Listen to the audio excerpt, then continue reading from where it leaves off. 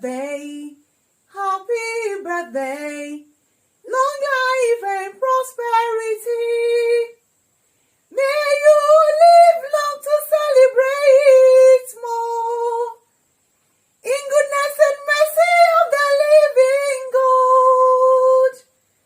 Happy birthday, happy birthday, long life and prosperity. Ọdọọdún ìlà arọ yẹ o, Halimat, ọdọọdún ìlà arọ òru, àṣẹ Ọlọ́run Olódùmarè ni. Àwọn ọmọ pé òní ọjọ́ kọkànlélọ́gbọ̀n oṣù karùn-ún ọdún, ìní ìṣàyájọ́ ọjọ́ tó délé ayé. Àṣeyí ṣàmọ́dún o, ọdún èyí ò ní já ṣe mọ̀ fún ọ láṣẹ àdáni wáyé. Ọlásùnkàn mímọ̀ àti ìgbọràn mi wá mi. Ó ní àlàmọ̀ tẹ́, ó ní dákùn máa ń kí Halimat olóríire. Àdùn ń bá wáyé, ó ní àdùn orí wọn ni, àdùn orí lẹ́yìn ìyẹnì ni. Ó ní olóríire ni Halimat ń ṣe nínú ayé mi. Ó ní dákùn máa ń kí yí kórìíre òun. Ó wá ní kí n ṣe wẹ́rẹ́wẹ́rẹ́ o. Ó ní kí n relé àwọn bàbá rẹ̀. Mo ní ìgbìmọ̀lé bàbá tó bí ọlọ́wọ́. Mo mọ̀ pé ọmọ ọba ni wọ́n jẹ́. Mo mọ̀ pé orí adé ni wọ́n ṣe. Mo forí balẹ̀ lọ́dọ̀ àwọn bàbá rẹ̀ kí n tó wọlé wá.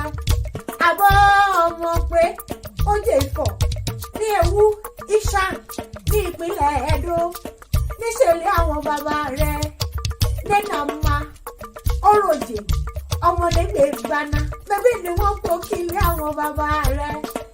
Aṣọdúnmọ́dún níṣàwọ̀ aṣọdúnmọ́dún o.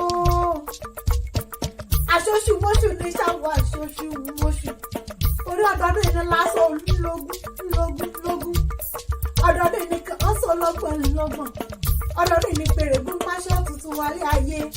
Àwọn anífọ̀dún èyí ṣàṣemọ́ láṣẹ àdáni wáyé. Níwòyí àmọ́dún, Ọlọ́run ọba ó ti bùkún ọ nínú ohun gbogbo. You will live long and prosper nínú ayé mi. Ohun gbogbo tó o bá dáwọ́lé. Àmọ́ ọmọ pé adániwáyé ti wí nípa tirẹ̀. Ó ní ohun gbogbo tó o bá dáwọ́lé. Ìní yóò máa yọrí sí rere. Kò wá sí bó ti pẹ́ láyé tó o. A ò mọ ní fàìsàn ló gbà. Orí pírí lọ́lọ́gọ́jì. A kì í gbókùn ẹyẹ lórí ìtẹ́. Òjòjò kì í ṣòwò kó wọ́n lè nájà kòkòkò lára sálẹ̀. Níwòyí àmọ́dún, kó o ti lé sí nínú rere gbogbo. Kó o mọ̀ dàgbà sí nínú ọlá, nínú àlàáfíà, àìkú tí ṣe balẹ̀